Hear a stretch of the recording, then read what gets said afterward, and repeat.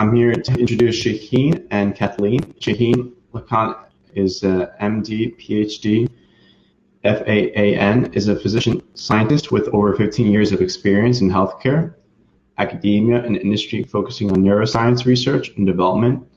He's a board certified in both neurology and pain medicine with clinical training from Cleveland Clinic and Massachusetts General Hospital. As an expert in patient empowering clinical development from drugs to devices, Dr. Lakhan is keen on transforming medicine and democratizing healthcare through digital therapeutics.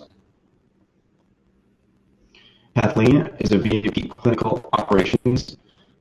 She's strategic thinker, adept at building deep cross-functional relationships with extensive knowledge of the clinical research process from the preclinical through phase 4 stage. So without further ado, I don't know who's speaking, Shaheen or Cathleen.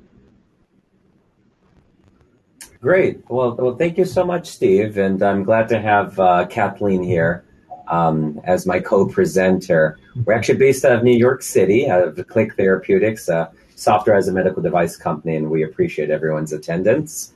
This is our introductory slides. We'll be discussing the conduct of clinical trials, right, for software as a medical device, because there's a lot of nuances aside from traditional pharma and certainly traditional medical devices that are involved in digital therapeutics, clinical development, and operations.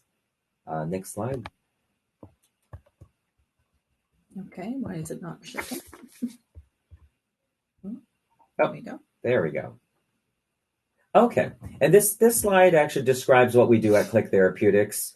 We are a regulated SAMD-focused company, and we developed applications that actually either treat, manage, or prevent diseases, and that's why they're called digital therapeutics. And they're all in accordance to the national and international standards, FDA, ISO, IEC. The fact that we target drug endpoints is very important because I believe digital therapeutics can actually, in a very targeted fashion, unlike neurotransmitters in traditional drugs, get into the circuitry involved in the pathology of the disease. And frankly, this is our 4-step process. We develop, we validate, we register, and commercialize. The development is actually a combination between our clinical scientists and our product developers, designers, engineers. We call them engagement scientists. And together, we develop these solutions. They are validated, they are tested in unique types of clinical trials, and then also the common clinical trials that you're familiar with, RCTs, phase 3 registrational ones. We register them with to secure market authorization through the health authorities. Obviously, in the States, it's the FDA.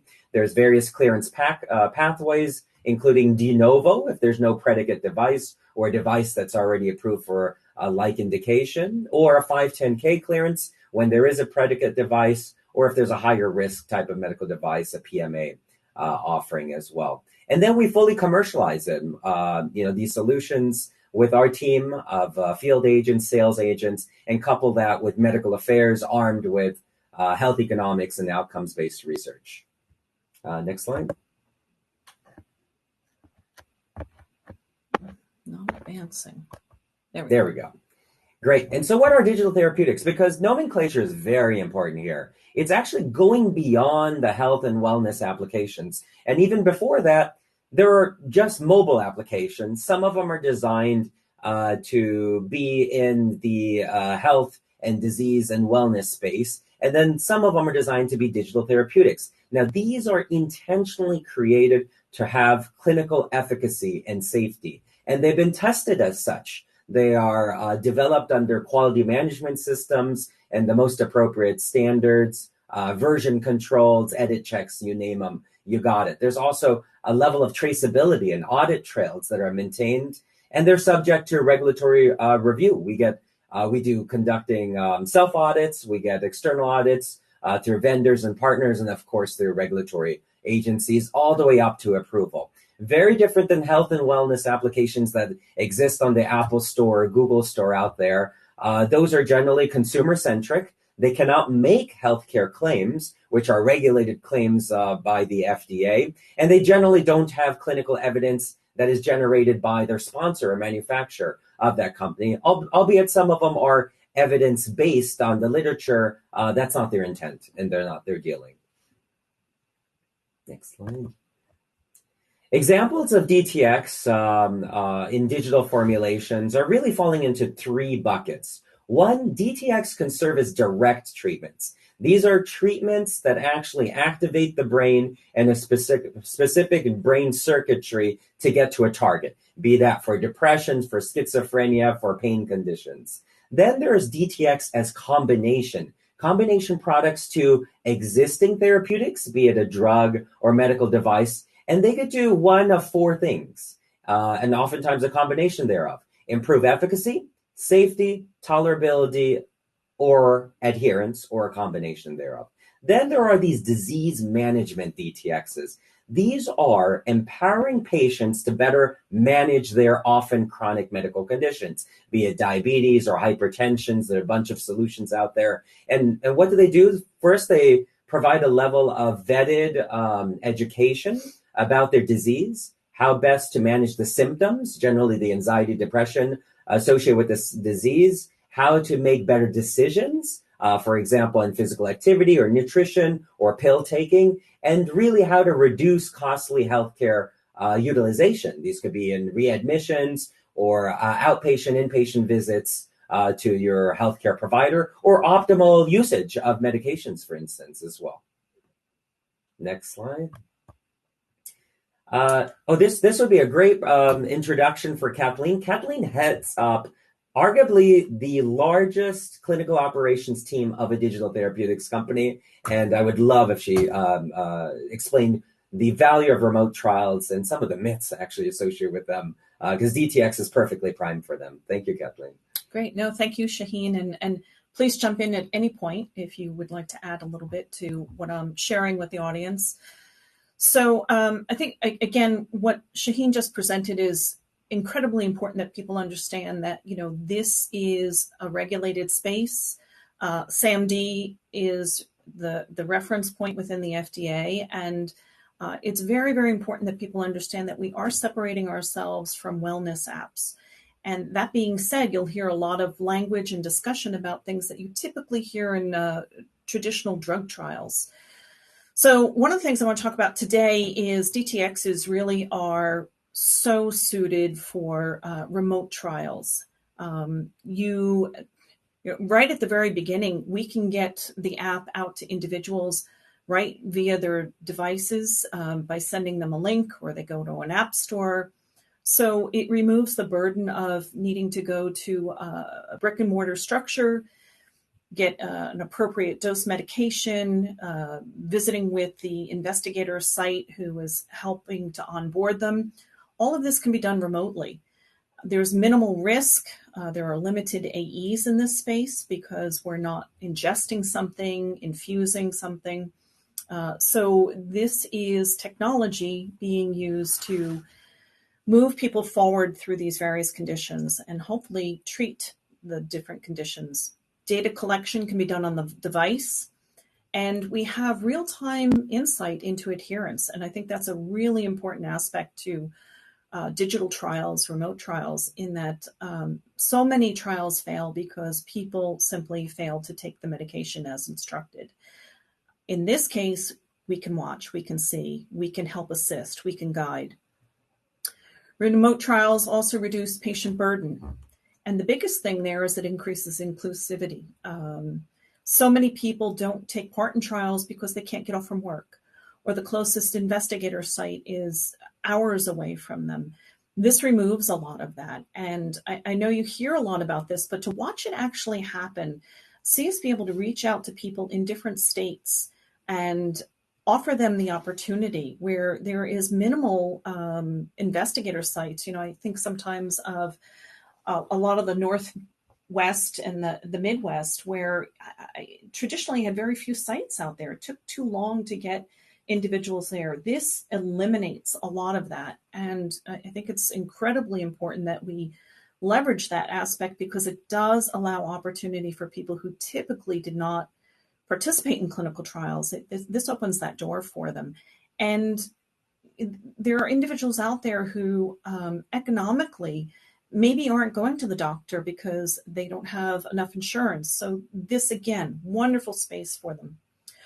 Remote trials can be used to further develop the product. We do a lot of work before we do a randomized controlled trial intended for submission to the FDA.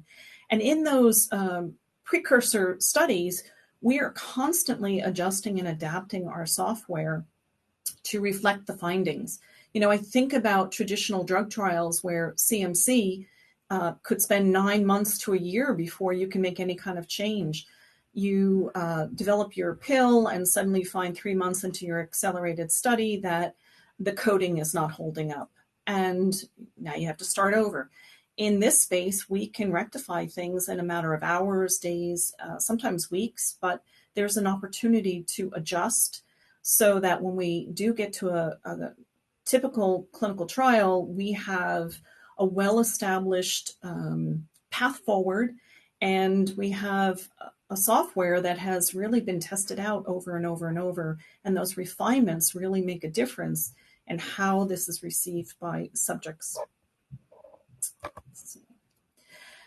So, improving measurements and outcome. At the end of the day, treatments are only as good as our ability to measure those outcomes. And I'm going to add here too, the individuals using the treatment. Again, tremendous visibility in this space. We're hoping that, or we already see, I shouldn't say hope, that we can better measure with more granularity change, how individuals are doing. We leverage phone sensors and passively collect this information. The participants are aware. This is all in their informed consent. So it's not as if we're doing this without their knowledge. And so, but it reduces the burden on the individual who's in the clinical trial. Instead of spending an hour and a half at a site filling out a series of questionnaires and forms, they're able to do it at home. They can get support from the site. But those are important aspects if you're dealing with central rater tools. Again, another space where it becomes a phone call, a link on the computer, and the individual is able to engage and work very efficiently. And again, you just took out the need for them to leave their job or their family to make their way to a brick and mortar facility.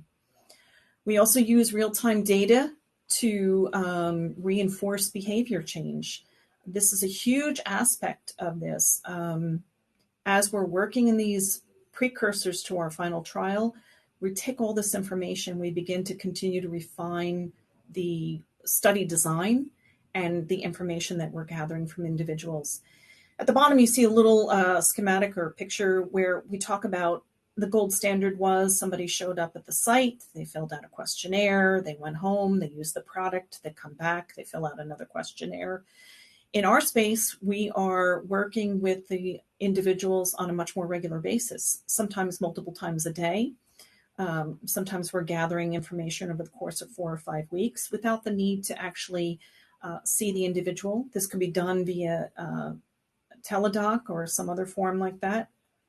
But the reality is most of it's happening within the application itself, and all this information is instantly available. And there is a need to think about blinding. So while you may have access to the information, you do need to think about whether or not the data is appropriately blinded. So that is one thing I do ask you to think about.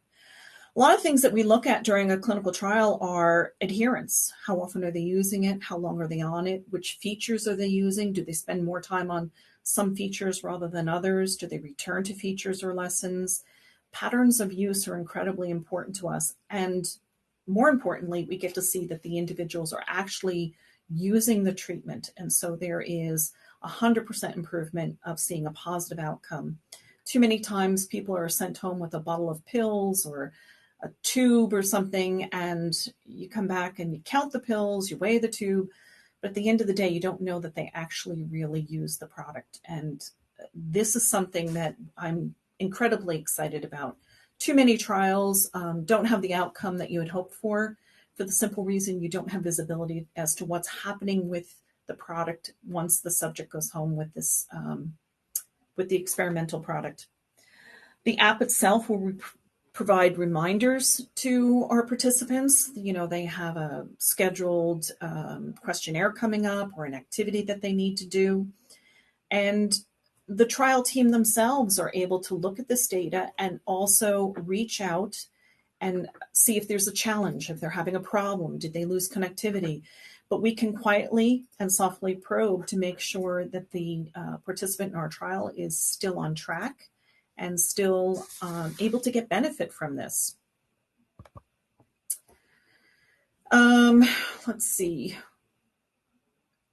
Fully remote studies is a standard. It's funny, 2.5 years ago, when I joined Click, the first conversations I was having here is, how do we run our trials remotely?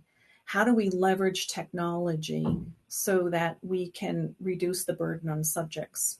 The big concern at that time was, how is the FDA going to receive this information? Is there going to be acceptance of this? About the only positive thing I saw from COVID-19 is that it absolutely accelerated everything that we were busy planning and trying to problem solve for. And it opened the doors. And thankfully, it really has opened this for everyone in the industry. There is just so much opportunity for individuals who need treatment and for the companies who are trying to develop those treatments. So I really do encourage everyone to look into the space carefully and see how they can incorporate it.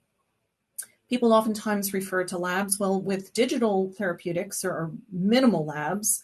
And if you have something like that, you do have the opportunity to send them to a local lab to them with, typical instructions to get work done, or visiting nurses. Those are just some simple solutions, but there is minimal need for that type of interaction with an individual in one of these trials when you're working with digital therapeutics.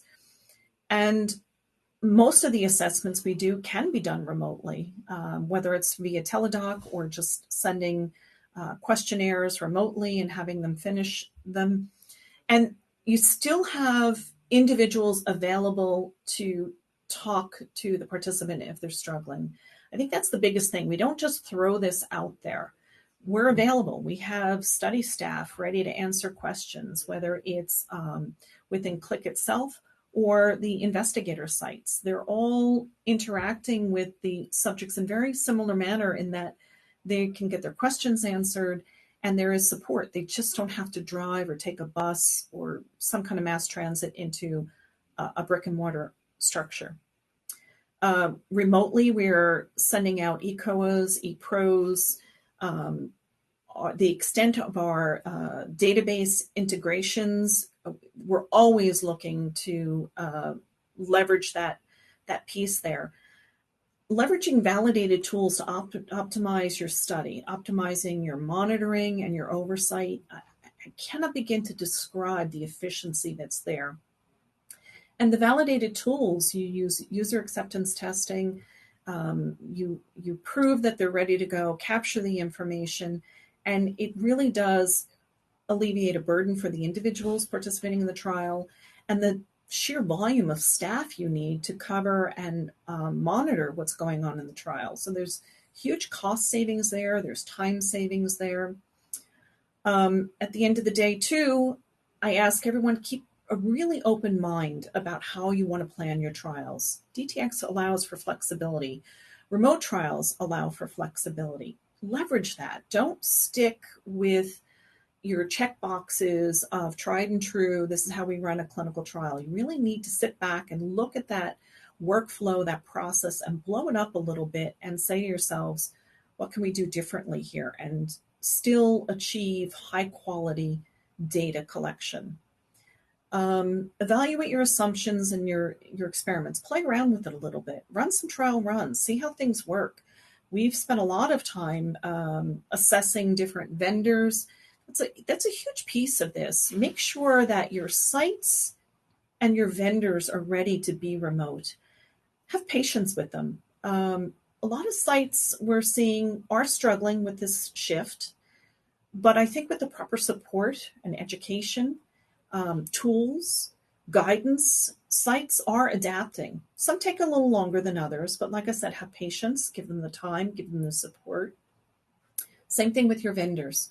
Vendors, I think, are moving at an incredible rate to adapt their business models to support where we're all going in this space.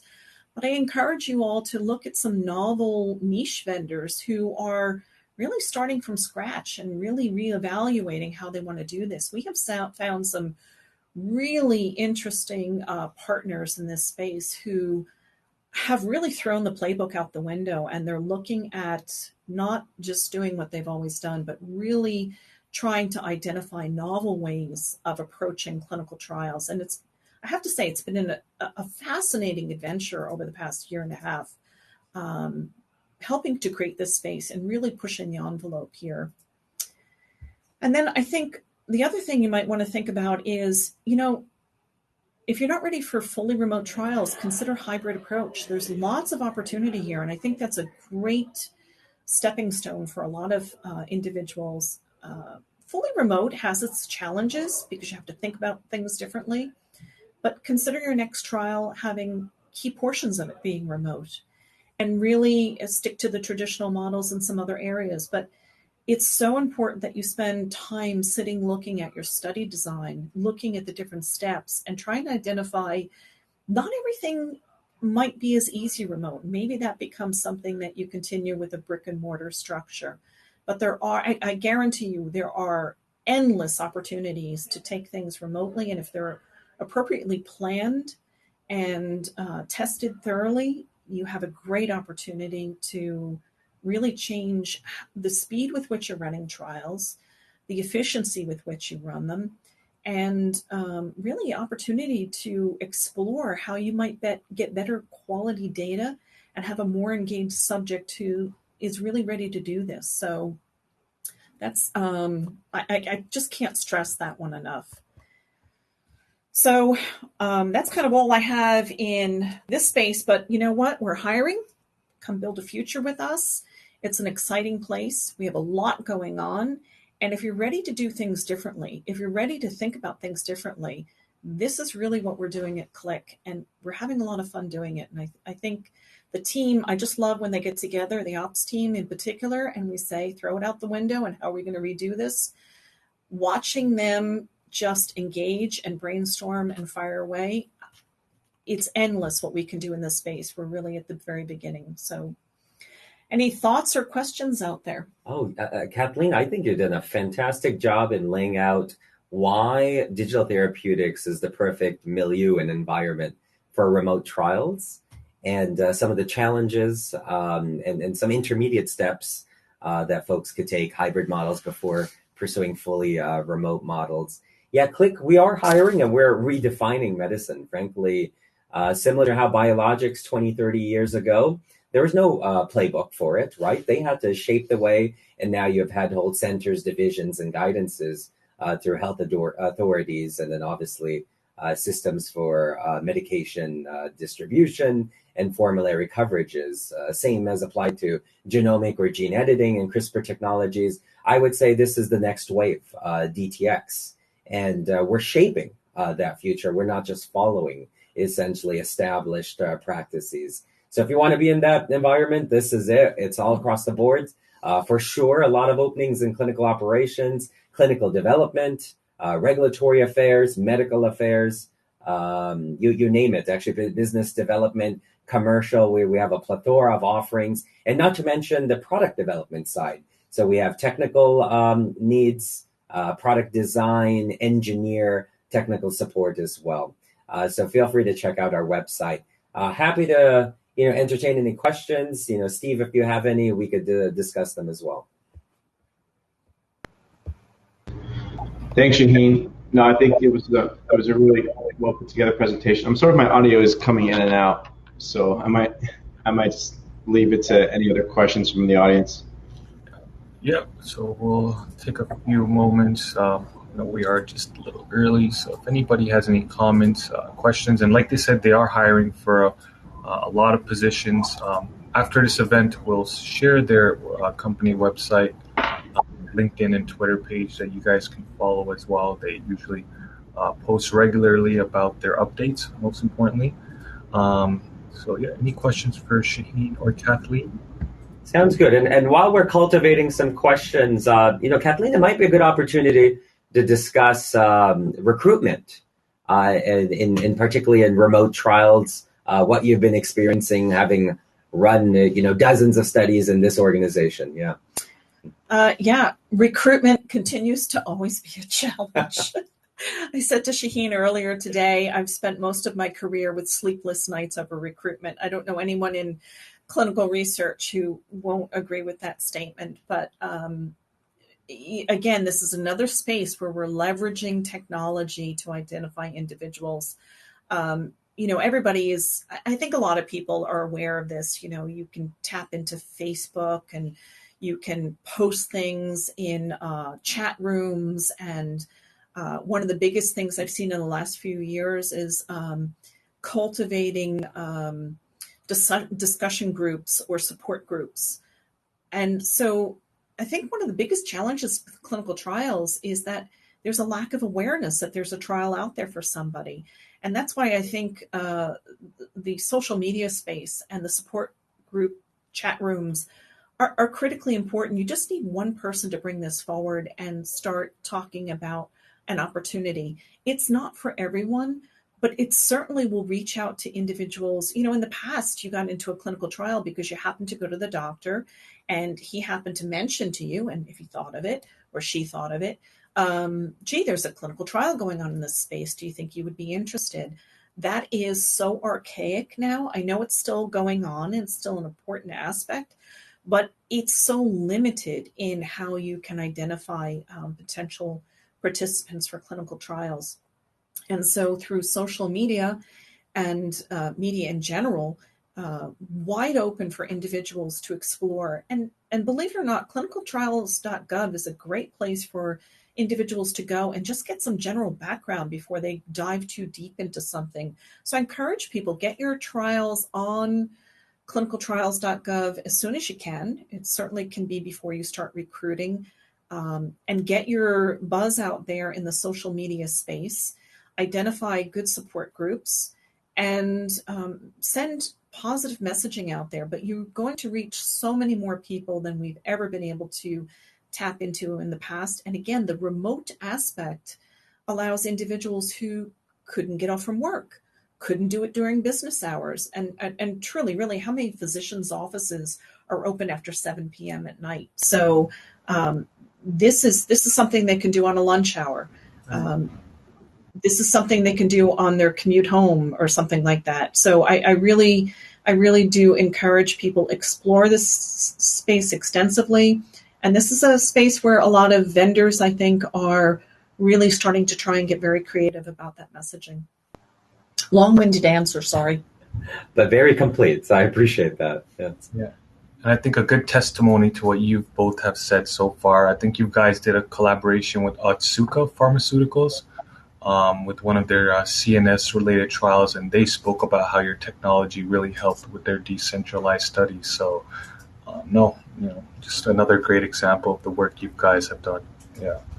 Oh, thank you so much for recognizing that collaboration. I mean, it truly was an industry standard setting collaboration between a very well-established international biopharma organization with several products in their pipeline and multinational reach, particularly in the CNS psychiatry space, and then Click Therapeutics, in an earlier phase of our being, essentially, and struck this fantastic partnership, amazing respect of competencies and reach, and now we are in a full-fledged phase 3 study that is, registered on clinicaltrials.gov. There is a fantastic press release, issued by leadership of both institutions, and it's a fully virtual trial. So thank you so much for bringing that up. Always, and it's always good to have you, Dr. Shaheen, and Kathleen, likewise. And I guess if there's no other questions, we'll conclude this session. So thank you very much, both of you, for joining us today.